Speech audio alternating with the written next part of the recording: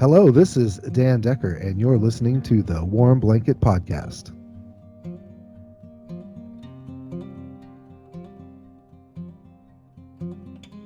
Hello and welcome to another episode of the Warm Blanket Podcast, where we embark on a journey to see what makes us feel good about Star Trek, where our love comes from, and what it means for us.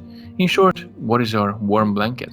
My name is Gary, and I'm your host, and I'm very honored to welcome here my special guest today, Mr. Dan Decker, the host of the Bad Choices Bourbon podcast, where he has a meaningful conversation with his guests.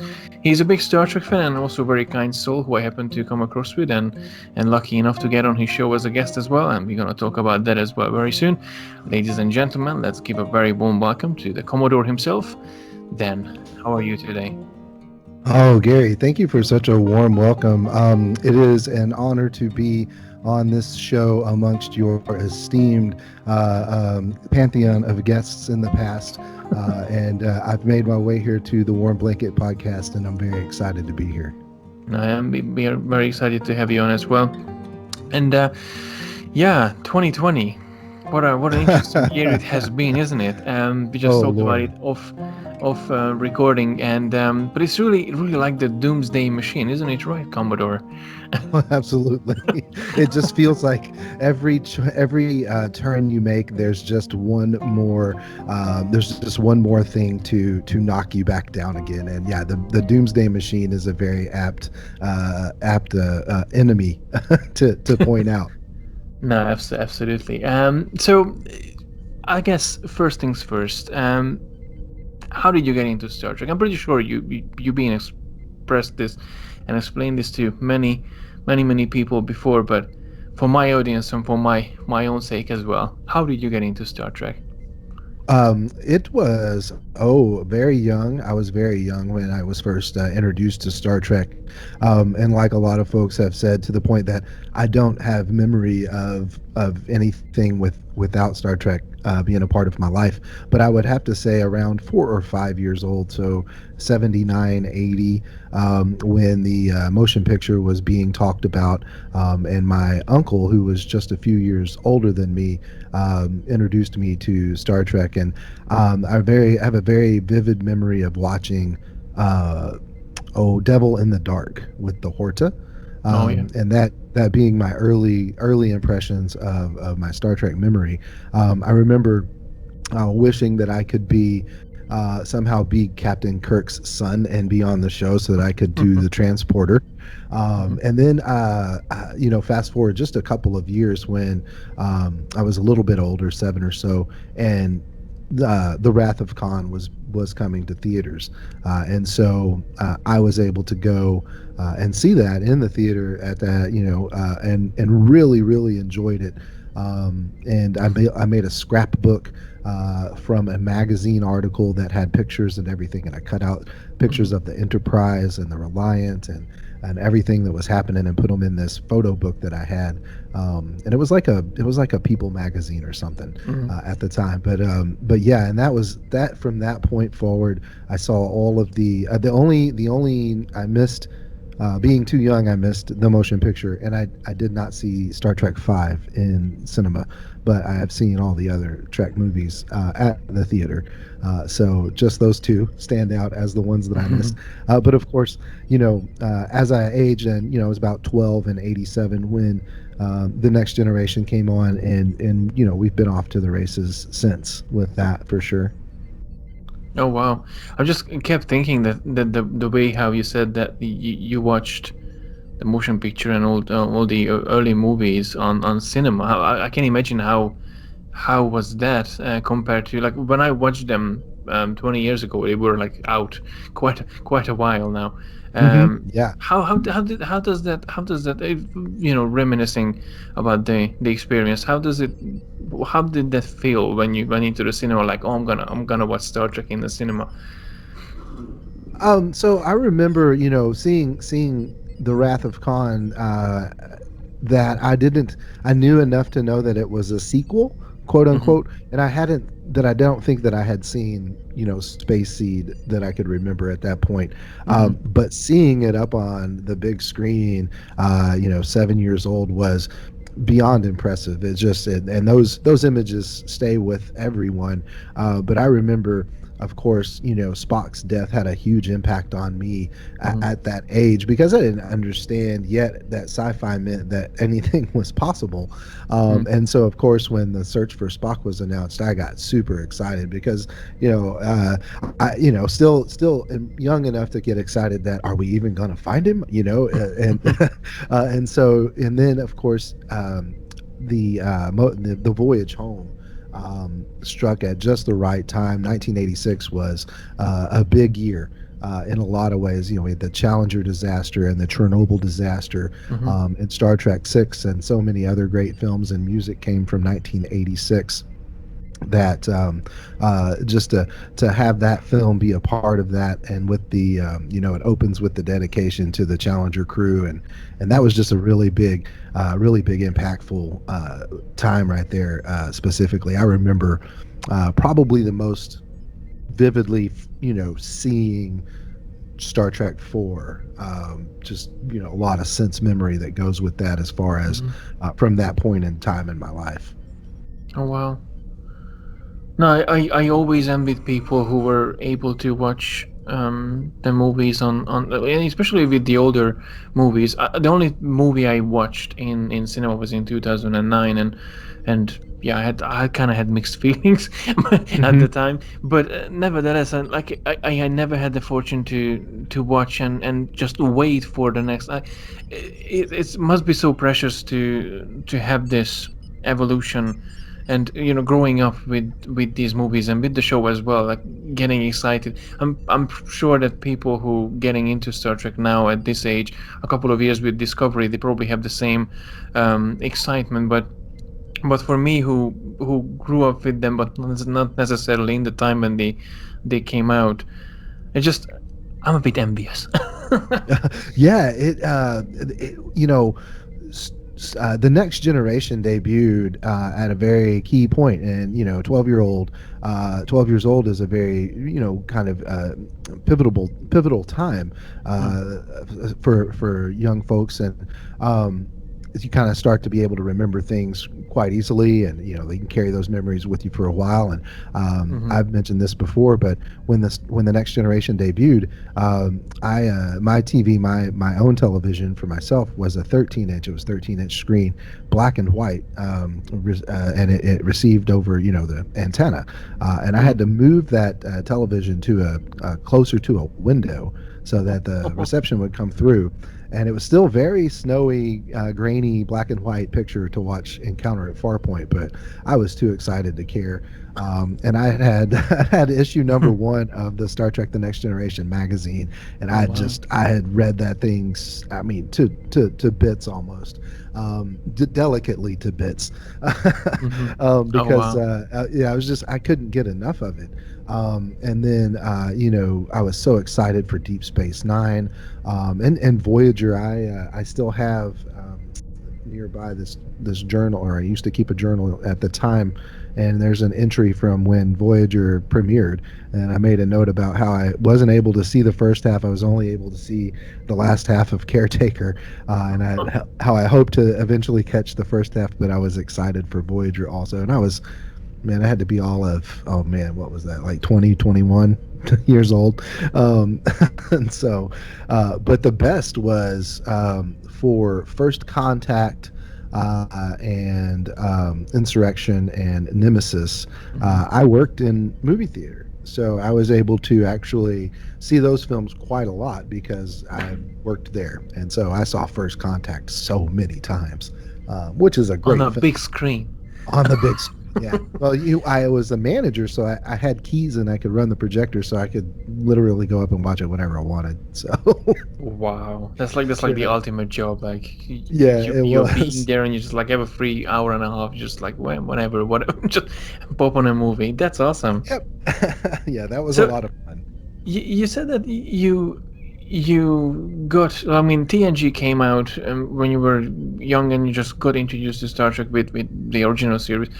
There was this rumors. I mean, rumors. I mean, there's a fact that when TNG came out, it wasn't a good reception they said it's like, oh, it's nothing, the same exact thing happened with TNG that happened with Discovery coming out, like, oh, is this not our Star Trek, it's not good. I mean, the backlash is, it happened with TNG as well, even though it's not really talked about it these days anymore. But how did you see that from firsthand?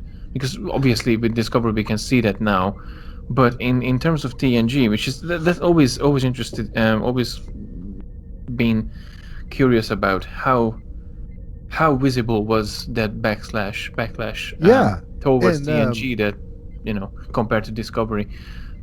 well, it's definitely something that I remember being discussed.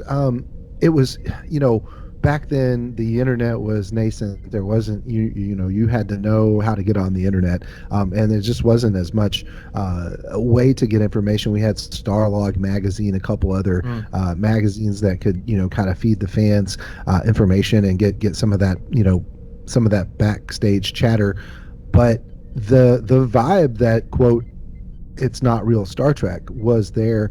And I remember even that being there through the original series films.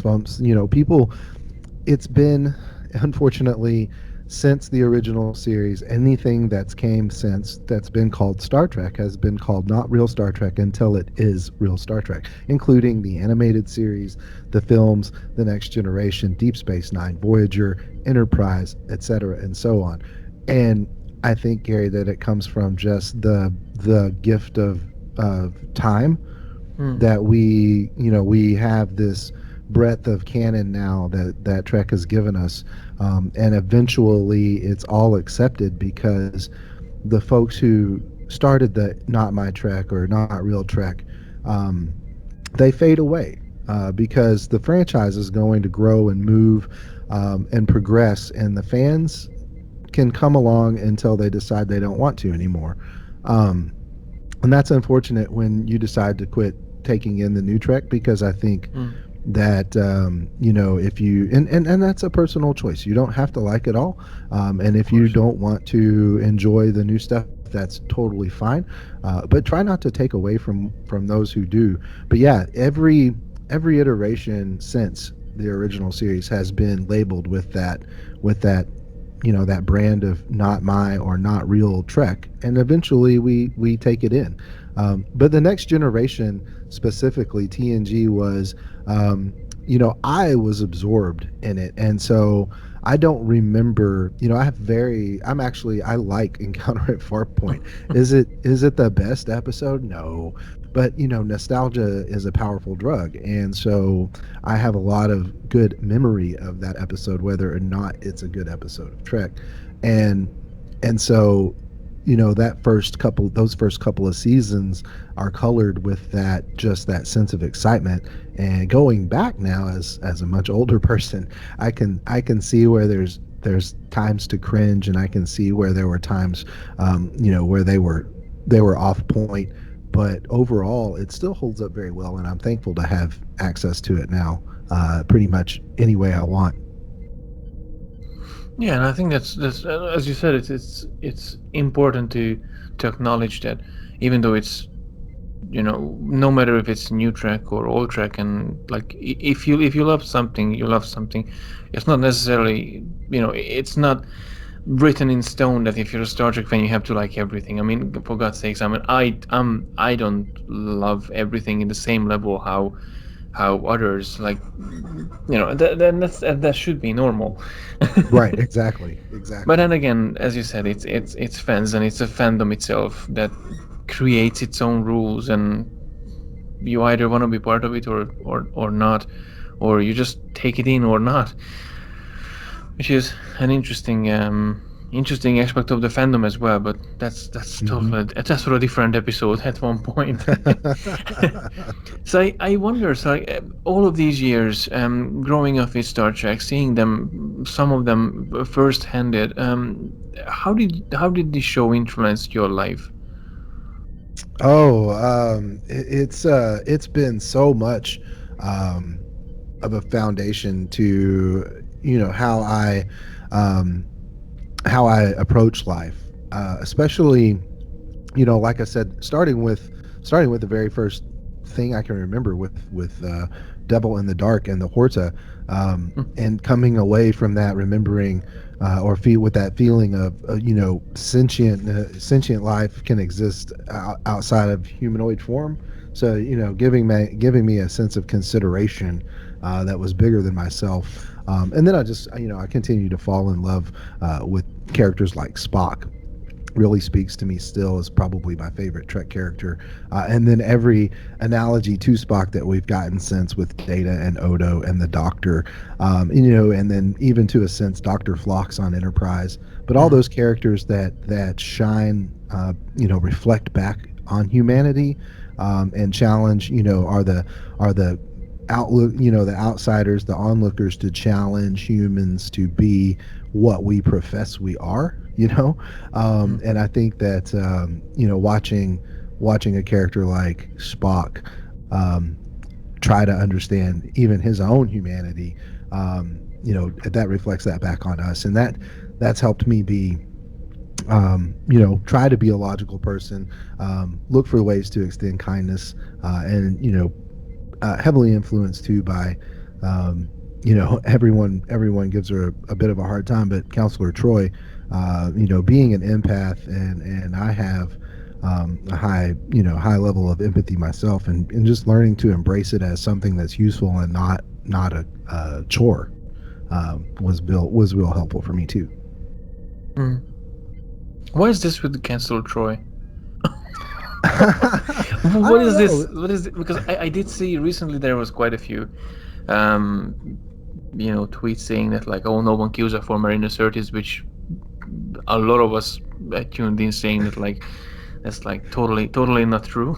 even, Yeah, I don't even she was understand. like, it's like, well, yeah, of course, like talk to my fan base or something. Yeah, exactly. I don't get it. I've always enjoyed, and I like the way her character progressed. Especially once we got to the films, she has some of my favorite moments in First Contact when she's trying to, coerce Zephram Cochrane into Yeah. playing along, and she played that scene so well. It makes me laugh every time. No, that's true. She was actually fabulous, phenomenal in 8 and even 9. And Hmm. I'm sure probably a lot of people are gonna say this like I'm insane, but I love Nemesis, and I think she was exceptional in Nemesis too.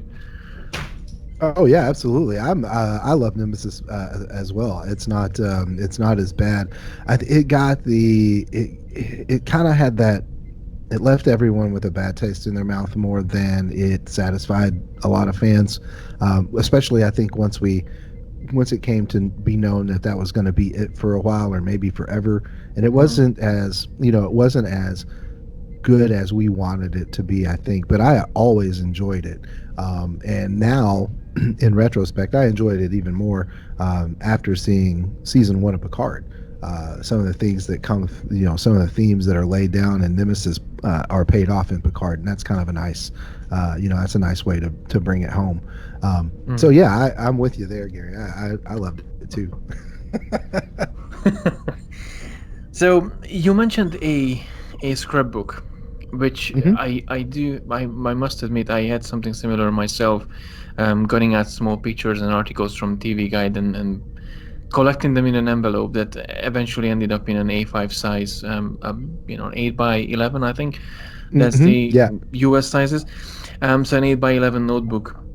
I categorized them by series, like TOS, TNG, and like all the pictures. And once I finished with TOS, I just went on to the next one and filled up a notebook with it. So you mentioned you still have that. I have so not the scrapbook from when I was a child. Oh, It may be at my mom's, but I wouldn't be able to claim that. I do have the journal that I wrote the entry about seeing the Voyager premiere in a journal that I still have, and so that was from like 25 years ago. just Still, like almost like finding a time capsule. it is, yeah. And Oh there's of my. course there's a few other journal entries in there and some really bad teenage poetry. So Which you consider, maybe you consider it now as bad, but then who knows if oh, at the in time it 10 got years it you off look my at it and chest. it's like, oh, it's a masterpiece. Someone gonna read it and it's like, oh. Let's sell this. That's Let's make a funny. deal. Well, I gotta say, it's funny. My oldest boy, he did have an English project, and he borrowed that book, my Oh journal, my. to yeah, he wanted to use some of the poetry for his project, and I was like, okay, just don't read any of the journal entries. Oh wow. Yeah, I know, but yeah, so I guess I've been critiqued. Were you a big collector of Star Trek memorabilia back then? I did. I had well, I still have some really a really cool piece from that time. Over the years, I've had things come and go, but I had the TNG technical manual at one point. I still have the Star Trek Omnipedia on CD-ROM that was Oh released in wow. 1995, and unfortunately, I don't have any computer capable of playing it because it's mastered in Macromedia Director, so it's very very Oh old my. stuff. That's yeah. Um, But and that's it has awesome. the funny thing is it has all the folders. You can get to the folders where all the assets are. And at the time, of course, they were quote high resolution, and now they're like 340 by 210. Very low pixel resolution, LCARS images and tiny little spaceships. And I was like, oh, I wish I could get it to fire up. But back then, I did have a couple of the action figures. I had Data and maybe Yar. I had the Playmates toys of the original series, Phaser and Communicator, and a Next Generation tricorder. Um, but the cream of the crop, the king of the hill, and I still have this, is the Playmates, the first version of the Playmates Enterprise D with the Mm, light up nacelles and four different sounds. mhm, And it came completely blank. You got a sheet of sticker decals. And so mhm. this thing has survived all these years since I bought it for myself for my 18th birthday in 1993. Oh wow. And it still works and it still lights up. It still has all the parts. And it has about 95% of the stickers still on it that have survived all these years, and three kids. Because when I just put it in the toy box when the kids came along, because that's what it is. It's a toy, and they're done with it now. So thankfully, it survived and it sits on my shelf of collectibles. I'm a big believer in the spirit of Toy Story. Toys were meant to be taken out of their boxes and played with. Mhm. And that may cringe a few collectors out there, but yeah, I have a real hard time leaving things in the box. Yeah, no, I feel you. I feel you the same way on that. I mean, obviously these days, we have glass cabinets and all these fancy display cases and stuff, but still, like I couldn't be just keeping my ships on them in a box or Nope. something. Just it it destined to be on a shelf, displayed, looked at I all the have time. uh, I have my Eagle Moss, my burgeoning Eagle Moss collection here, right within. So I have the NX-01, the Refit A, the Defiant, and Deep Space Nine, all within reach. And I can reach out and just fly by with the Enterprise A anytime I like. You gotta have your distractions nearby. Got a couple transformers at hand. You never know when you're going to need a good therapeutic youthful distraction to finish getting through the day. Yeah, no, I understand that totally. And it's the same. I mean, I have my sort of knickknacks. I mean, sometimes that's when I do a live stream. Well, I did it a couple of times, but when I do live stream, I usually the camera shows my back, which is like full of posters. You've seen that before we gone into this podcast. But in the other side, I'm like some small knickknacks that I can see as well. Like it gives me even especially at work. I just look at it and like, okay, now I have some sort of a relief. Exactly. Well, and I also keep a Dalek nearby because you never know when you need to exterminate Oh anything. yeah, yeah, of Yeah, you course. gotta, That heroes Dalek and is always a villains. useful pet to have around. Exactly, exactly. So talking about Daleks, you're not just a Star Trek fan. You like other franchises as well. Oh, absolutely, yeah.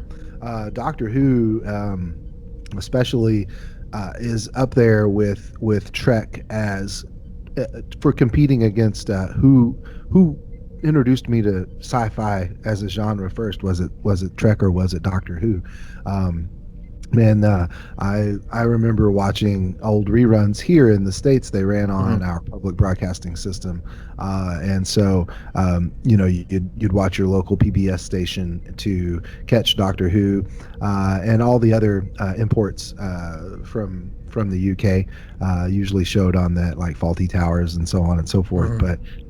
But Doctor Who and then Star Trek, of course, right in the wheelhouse for Star Wars and Superman.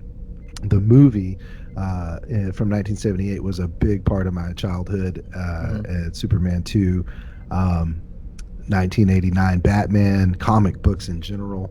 Collected a lot of Marvel comics. Hmm. So a lot of X-Men, Superman, or not Superman, Spider-Man, most of the X books, X Force, Hmm. so forth. And I still have a good chunk of my comic books. It's nice to still have them. Not as many as I'd like, and not necessarily all the ones that I remember, but still a nice stack to have all these years later. But yeah, gosh, there's Battlestar Galactica, Stargate. I love all that stuff. I really do. It's just so much. Trek just happens to have taken up the vast majority of my viewing time over the course Hmm. of these years because there's just so much of it. Yeah, it is. It's so much of it. I think I seen a tweet recently that over 778 episodes with 13 movies. That's insane. That's insanity for anyone to just think about. Just It like is. the people throw about like, oh, what's Star Trek? It's just TV show with spaceships and razor guns. And it's like, no, it's actually not just a TV show. It's 778 episodes. That's just thinking about it Right. now. Like you just say like, oh, it's like six TV show and two cartoon, and then no, it's not. No, it's It's so not. much more. And It's then another so the 778 hours discussions just about that 778 hours episodes. exactly, and that's the thing. Is like the Discovery season 3 finale will be the 800th episode of Star Trek, Oh and wow, it's something else, right? yeah, It's impressive. it So is. I'm excited for it too. It's what a as someone who's just a few years younger than Star Trek at this point. This is for me the best and most exciting time to be a fan. We have so much engagement from the, we have access and engagement to and from the actors themselves, most of whom seem to be very gracious and happy to hang out with us on Twitter. And we have access to the content like never before here in the States. It's available on every streaming platform. So even if you don't have them all, you can still watch Star Trek. Um, and if you have, CBS All Access, you get quite a bit of it. Uh, and then we're having so many new shows. Um, More new shows, I think, now than have ever been part of Star Trek before, and it's so exciting, and so I'm so thankful to have such vibrancy in something that I love so much. No, it is true, and you point out a really interesting thing there, with the availability of Star Trek in a sense. I mean, just thinking about 10 years before wasn't as available and reachable, and you had to go to the convention to find like-minded people before the social media age came in. And yeah, that was about 10 years ago. I Yeah, think yeah, when Facebook and Twitter and all these social media platforms came by, and we didn't have YouTube, or I think YouTube is like older a bit, but no one really jumped in a bandwagon like these days. You have gazillions of YouTubers talking about Star Trek. uh, yep. you really had to go to conventions. Have you been a You did. convention goer? I've only been to three conventions, and I've not ever gone in costume. So, many years ago, this would have been 90 96 or 97. I got to go to a convention in Little Rock, which is just straight up the road from where I live. And William Shatner was there. I didn't get to see him. I think I got to see him speak, but not see him because I didn't realize that it would cost money. Oh, And yeah, yeah. yeah, yeah. Tell me But about it. I do have my first ever convention grab score. You know, the first ever souvenir that I Hmm. bought at convention from there. So that was my first convention, and I bought a souvenir. It was I don't know if it was legit or bootleg or whatever, but it was the script to Independence Day. And I still Oh. have that, and it's really cool. It has the original ending where uh, Randy Quaid's character, instead of flying a fighter jet, was flying his crop duster into the alien beam to end the film. But spoiler alert for Independence Day. But yeah, and so it's a kind of a cool thing to have still. That hey, this is my first ever convention score.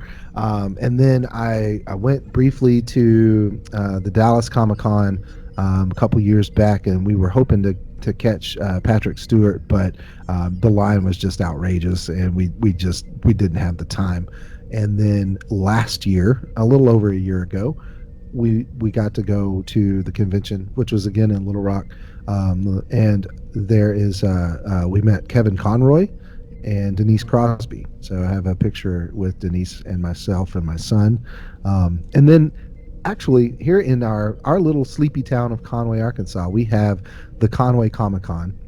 Or Hmm. no, I'm sorry, it's Comic Conway because we have such a cool city name. So Comic Conway, and it was started by our local library over a decade ago, and I worked at that library for many years, a little over 7 years, and it started as just a weekend thing to do in the bottom of the library, Hmm. and and had grown so quickly over the years that it finally now takes up the local expo convention center, which is pretty good amount of space, and it's a legitimate comic convention, Hmm. and it's a lot of fun to go there because you can find old stuff, new stuff, fun stuff Hmm. that you can't get in stores. So I've been to that several times, but big name stuff, no. I'm looking forward to when things go back to where we can go to conventions and do those things again, because I'm looking forward to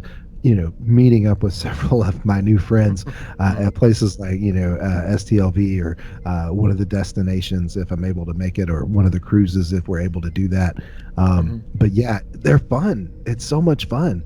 And now we have Trek Twitter for the most part, and it's like one big convention every day, and Yeah, it's that's really true. been a big positive. It's been a real big positive thing to help get through a lot of this garbage this year.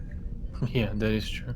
That is true. It really gave so much confine. No, well, so much comfort to so many people to, and not just, and even I think as you mentioned earlier as well, just talking about how the actors are more reachable in terms of interaction wise on social media, Mhm. but even now they are a bit more because I mean they stuck at home as well, and Exactly. of course they cannot go to conventions. So I think that them putting into the extra effort to actually hang out with us in a sense virtually, that's always just even if it's just a like of for something that we point out, but it's always just like nice, like, hey, I had an interaction with Marina Sirtis, or I Exactly. don't know, with Brent Spiner, or I don't know, I mean Patrick Stewart is we All got of them. really lucky to get something from Patrick Stewart, but Right. bless him. But it's awesome, it's really awesome. It is.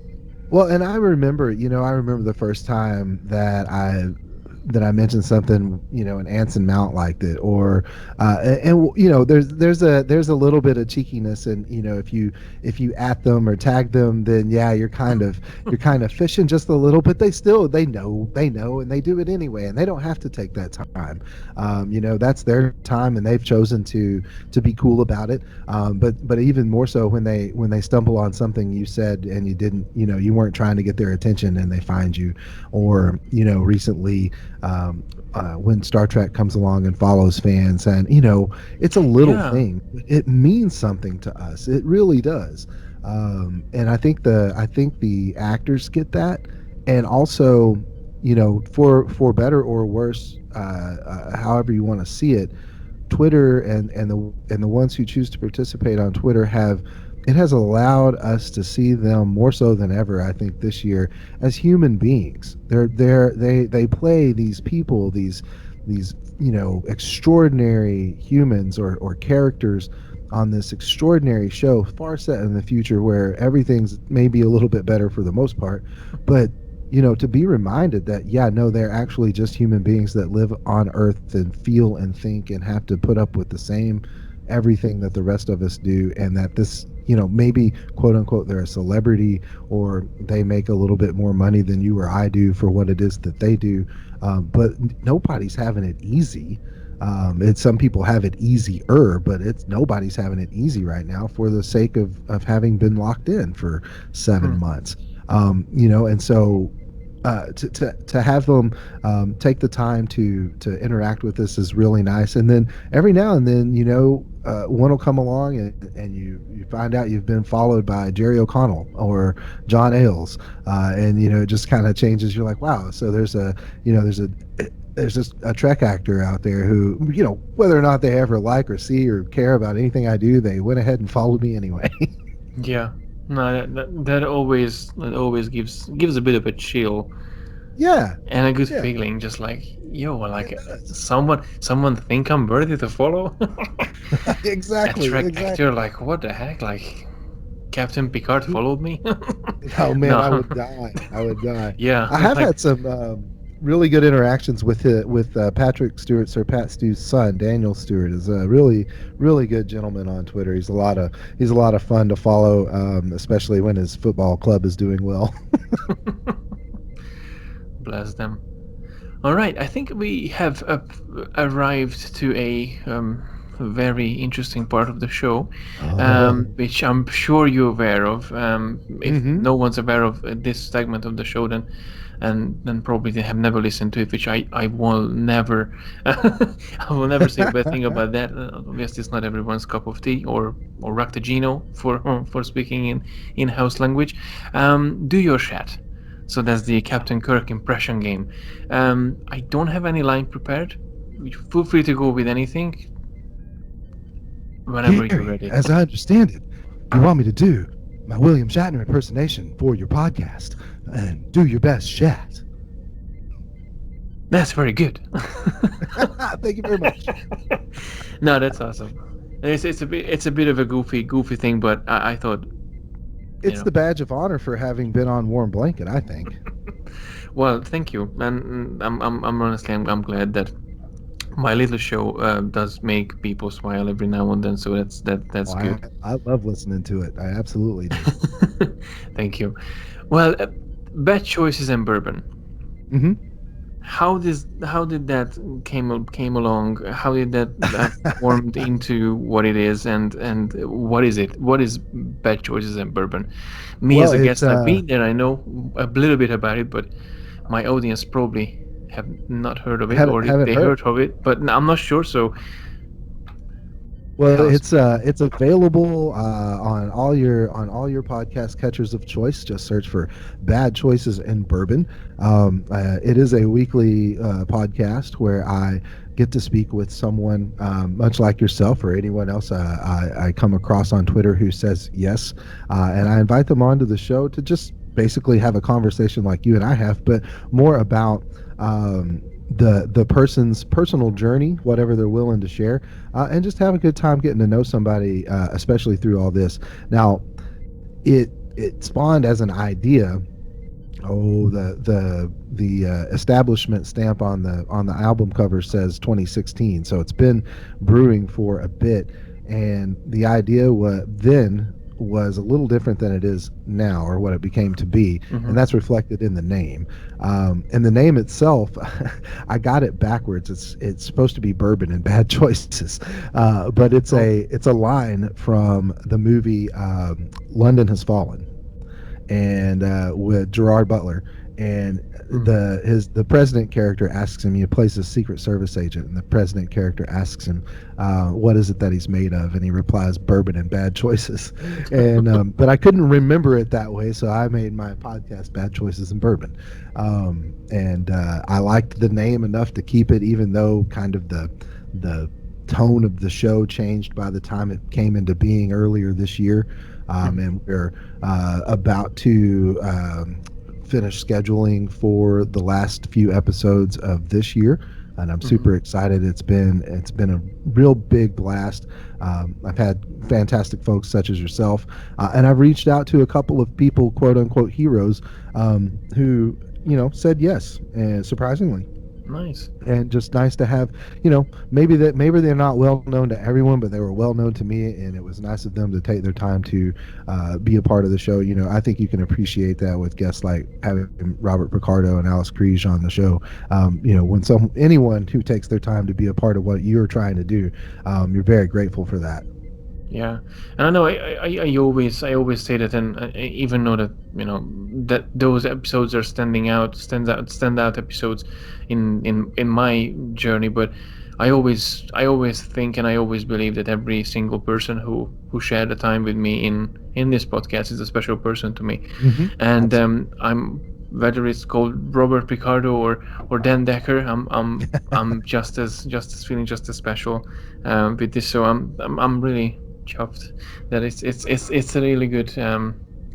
a really good feeling to have this and this interaction with people. I think that's a very important thing, not just in the year of hell when the doomsday mission is upon us, but yeah, in generally speaking as well.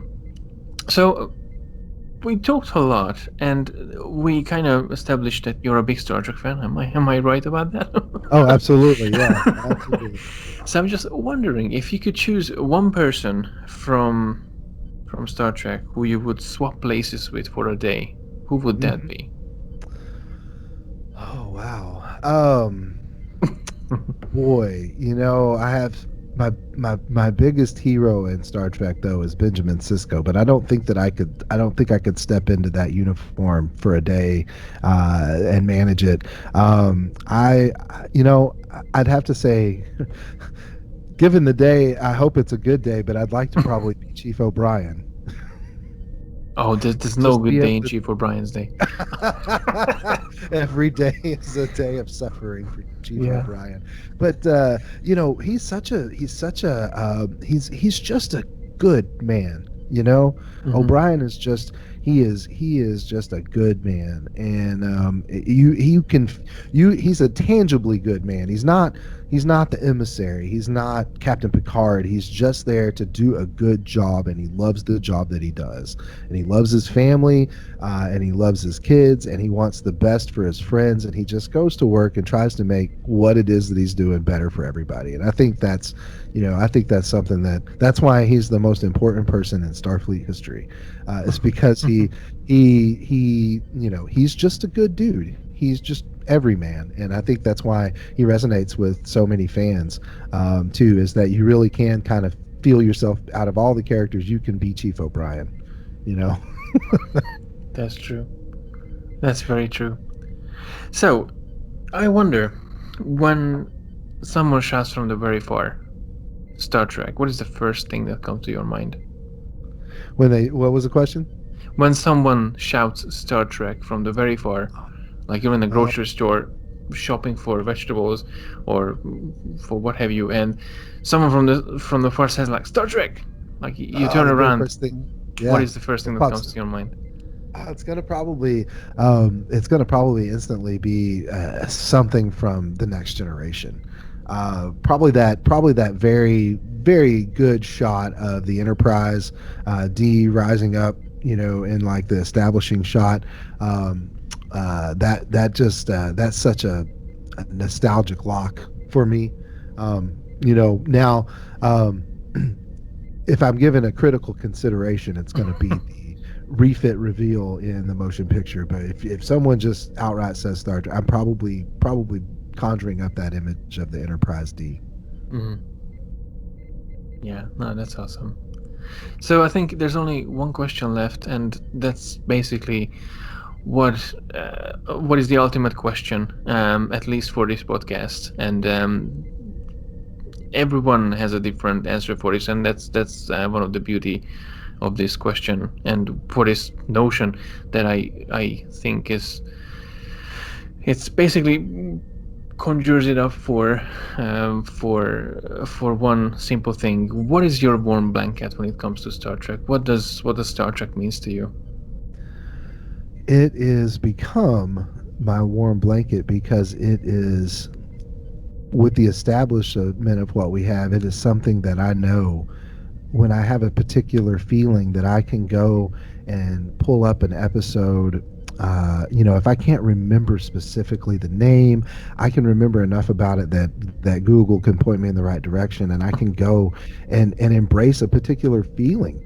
If I want to laugh, I can go to Fistful of Datas or A Piece of the Action or Mm-hmm. Live Fast and Prosper or Trials and Tribulations and have a good time. If I want to be sad, or if I want to feel out the sadness, I can go watch something like Far Beyond the Stars or Family or just any one of those. And so I think that's where it isn't, like you said, it isn't one specific answer. It's that by now Star Trek has so much to offer that when I need a particular kind of feeling, I can go and pick that blanket. Right? It's not just one Mm. blanket anymore. It's a blanket of all the different threads, and now we have pure humor. Well, and it's not just pure humor, but it's delivered through comedy with Lower Decks. But you have a whole new way to embrace Star Trek that way too. And so for me, yeah, it's just I have this familiarity with it now to the point that I know that Trek can help me, can feel something with me like a good friend. Mm. Just understand your feeling because you can go to that particular episode or set of episodes and make yourself feel comfortable with them. Mm. Yeah, I agree, and that's just a beautiful way to put it down when it Thank comes you. to Star Trek. Thank you. No, thank you very much for sharing with me, and thank you very much for this wonderful conversation. Before we go any further, and what do I Hmm. mean any further? Um, before we bring our discussion to the end, what is there anything that you would like to promote to my audience? Is there anything that you're doing with your podcast or with and I forgot to say that you're also the co-host of the Two to Tanagra podcast as well with Treklet. So is there anything to promote? No, just follow me on Twitter at Dan Decker, DANDECKR, and that is where you can keep up with everything that's going on. We will be doing more, let's talk about Star Trek themes as things go on with the live streams over there. Mm-hmm. And then for my own podcast, every so often I do throw out a live stream with the guests. So that's all announced. And then just recently picked up with a group of our Trek friends on Twitter to play a game of Dungeons and Dragons. So we're doing D&DS9 for that, and we're getting our feet under us. We're making sure that everybody's comfortable with the way the game works.